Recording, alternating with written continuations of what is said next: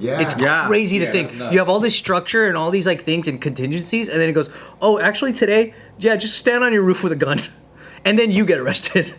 Like what? Yeah, but shouldn't we lecture some of those Koreans for having guns?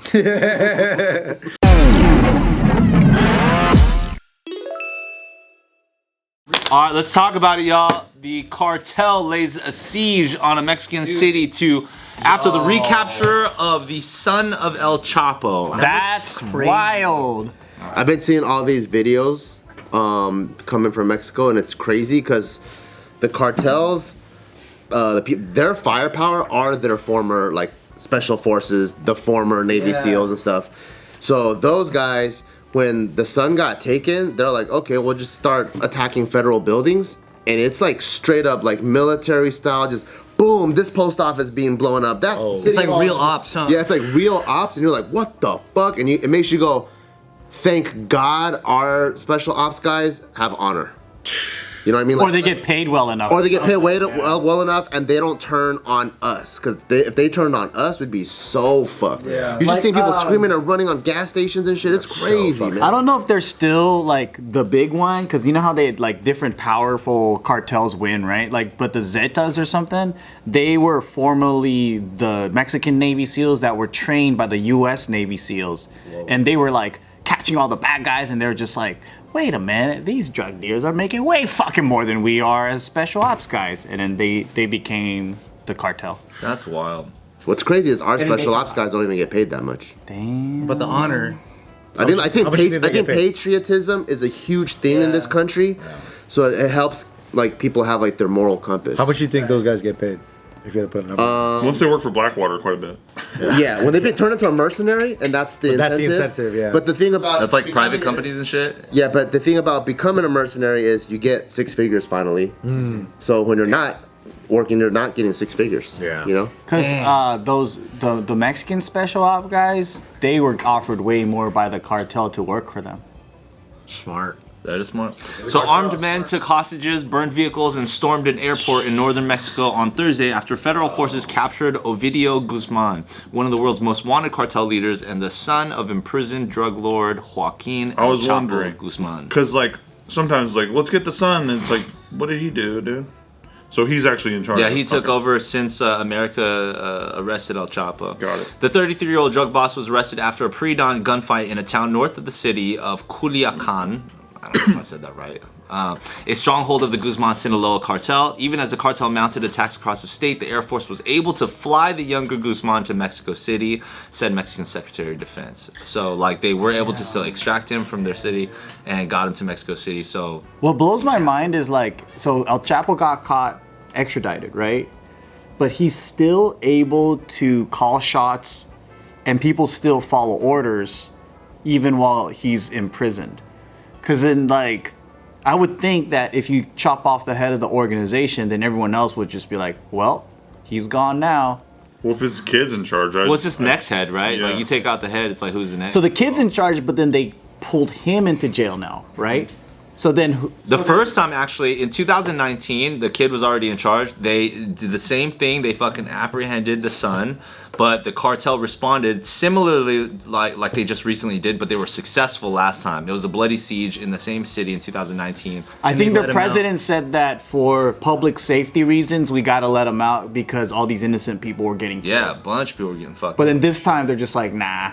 The crazy thing is, whenever I see the cartel demonstrate the hold they have on Mexico, you're just so freaking thankful that you live in this country. Oh, dude, for real. Like, it's next door. Yeah, one of the ones I recently read, it was they found a prison where, so I guess like when they like start taking apart the cartel members, they don't disclose which jail he's at, right? Obviously, because then they'll just go and attack the jail. Yeah. So they'll like hide and like send people to different jails.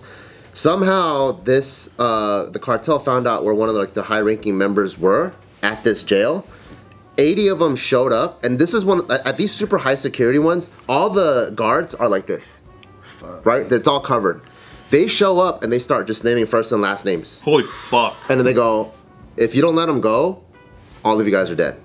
And then the guys that are like this are like, let's just let them out of here because it's fucking crazy. And then when they go inside, when the big authorities come, when they finally go inside, they find like fucking Tempur-Pedic mattresses, safes, full-on guns and weapons Inside the jail. Inside. So somehow all that shit gets smuggled in there. There's like 50 G's worth of money.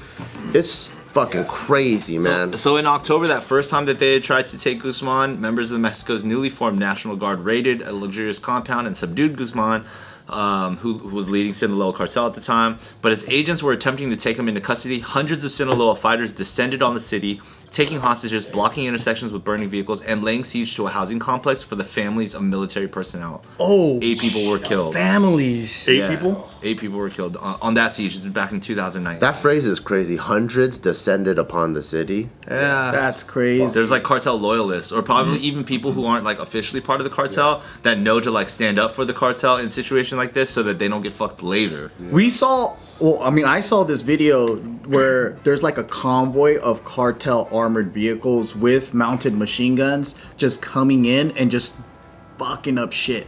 Like, it looked like a real war zone. And I was like, dude, that's fucking nuts, man. It just like it really like shows you how fragile peace and society truly is. It's like America itself is barely keeping it together. In my opinion, I feel like at any point it could just all go into chaos. Or even when we saw like the crazy riots and looting and all that stuff, it was like that, Right. you know? Right. It was like organized society, and then boom, fucking REI is getting destroyed. It's like, and it's like the rooftop, rooftop Koreans. Like for them to go, y'all are on your own. Yeah. It's crazy to think. You have all this structure and all these like things and contingencies, and then it goes, oh, actually today, just stand on your roof with a gun, and then you get arrested. Like what? Yeah, but shouldn't we lecture some of those Koreans for having guns? And roofs. I think we should. Especially after what they went through, we should lecture them and take their guns away. Yeah, it's crazy how much of a plan B there isn't in a lot of government. It says the recapture of Guzman came days before a scheduled visit to Mexico by President Biden, the first trip to the country by a U.S. president since 2014. Many speculated that Guzman's arrest was probably timed in part to please the Americans who have grumbled about the efficacy of the Mexican president's hugs not bullets crime-fighting strategy and his protection of a former defense minister charged by the U.S. prosecutors for collaborating with organized crime. Hugs not. I like what I'm hearing. Yeah, Biden's supposed to go visit there. Yeah. Isn't that crazy? Well, all this shit is going down. I mean, But that's also another reason why the U.S. is so badass that they're just like, I don't care, I'm still going. Oh, well, yeah. I mean, they'll shut down 4 blocks around them. Like in L.A. We can't even fucking move anywhere in L.A. if the president's in town. It's if the like, president's wife's in town. How do you even how do you even convince an entire population of people that used to be poor until their cartel started that they should just stop doing that? exactly. How do you Exactly. tell them that? Like logically, you have no it other makes option. It's like arguing with gang members. It's like, they're like, cool, this is the only place that ever protected me, ever. right. Yeah. They're like that's their last line of defense or their last hope of anything. You're like, just don't do that. If you come Like, from they're a not gonna community stop. that don't believe in the state, because the state has always been making like fucking with you. Like even if you think about like in Appalachia, in those areas, right? Like the hillbillies, they don't trust the state because the state always took their kids. The state, and then when they were laborers, like they would work in the factories and things like that, they would exploit them and they would hire private security to beat their asses up if they asked for higher wages, things like that. So like every single community that has been poor and they don't believe. I mean, like if you go down to Mexico too, everyone knows that cops are gonna pull you over and extort you. So if you can't trust the state, then it makes it easy to basically start joining crime. Because then you're going to go with an organization that's going to just pay you better. Hey, dude, I love lecturing gang members about how the United States will have your back. You should just become a responsible voter. And then you watch billions of dollars go to Ukraine every other week. Yeah, dude, for real. Every other week. It's like, okay. They're coming to help you. They'll come for you later. They get Ukraine first. Then you, None of your opinion has any sway. Yep. I love my country. That's why Joe Biden's going over there. He's gonna fucking whip those guys into shape. He's like, why aren't you guys giving money to Ukraine, huh? He guys all. I forgot who it was that was saying this, but they were like talking about how like life as a criminal, like if that was your only thing that you could do, logically, you are making the right decision. I think so. Yeah, if your whole family's doing it generationally, your uncle, your aunt, your It's a like family everyone. biz. Yeah. It's like it's hard to like for people to like see the logic of like why criminals do what they do. It's like, well, if they don't do that and they starve or they have nothing. Yeah, what are they gonna do? Why wouldn't you? People don't give them options, and then their options tend to be something that, if you look at just the difference in pay. So, for example, like let's say you're a part-time, low-level drug dealer. Even then, you might be making like $5,000 a month or something ish, right? And then if you do like an ex-cons job, like let's say you're working at a butcher shop, or maybe you're working like fast food or something. What is that? $10 an hour? 13? You know, like you went from making a X amount of dollars, and you just like, dude, like this is hard, and I'm not used to this, and also like people treat me mean, and also like they don't know how to function in a corporate structure, or like in that type of world where there's a lot of passive aggressiveness. Yeah. There's a lot of like political weird shit, like, you know, it's like people just Taxes. yeah. Or like the way that people talk to you, like in that kind of environment, it's different. Like people can disrespect you a lot and no one throws fists, right? So then I think when you've been in that situation for so long, it's a different culture you're walking into. And then you're just like, man, fuck this shit. I'm going back to what I'm used to. Go back to someone. That's what scares me about Mexico is like they built that up to just basically be a corporation. Yeah. And they're winning, and you can't get rid of them, and they can buy you now. And they got big business. It's not like drug dealers out here or nothing like that. They got clean businesses too. Yeah. Do you I think guys most of think them. that's our next war? That we're gonna declare the cartels a terrorist organization? No, I don't think so, because It's too close, right? There's no threat to America. Like, so they're already in America, and it's a business organization versus a political or cultural, like, so it's like, so for example, right, like the Because cartels, those burning cars are starting to arrive in San Diego and stuff.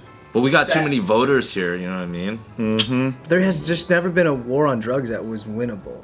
But I think the thing is, See, that's there's a lot of people that profit from the war on drugs, and it's like maintainable. So like, once it gets to the point where they're fucking up Americans, like innocent lives, not gang members. Like if they're killing people in the Important community, people, yeah. then things will get like tightened up. But they're not gonna stop. They can't ever stop the drug sales and drug organizations. And what I meant on the voters thing is like, imagine being like, hey, we got to vote for this war on drugs, and then like the cartel takes like all the Hispanic people's like families hostages that are still in Mexico, like vote against it. You know what I mean? It's like we have so many of the Hispanic diaspora just like in America as well. I think like With relatives. with like the cartel specifically in Mexico it would be like civil war. Yeah, because it's a scary thought because it's right next door, but the money's made here. Yeah. You know, like all of the funneling is the drugs come here and the money's made here and they bring the money back. Yeah. Which is why it's symbiotic versus like That's why I think that it won't be that bad, because the cartel needs U.S. to purchase. Yeah. And also, if you think about places like Tulum and where they, like Cancun, and where the cartel is invested in, it's safer than the rest of Mexico. I really think it'll never happen because it's too corrupted on both sides. I think you'd be fighting your own organization. And there's no end game, as in like, so when the U.S. goes into a lot of other countries to go to war, right? There's an end game of either profiteering or some type of goal achieved. Whereas like here, I don't really see where the winning, like what they were gonna achieve. Unless it's like one of those kind of like a usurp thing where like they'll mask it as war against drugs, but really they're just trying to do a regime change. Bingo. Yeah. If Mexico ever started to act against U.S. interests, then we would absolutely go to war with them. Yeah. That's what I mean by it's not affecting the income, or it's not. Yeah. But it's not a war Right. on drugs. It's more like they're just a hostile takeover, and now cartels are American.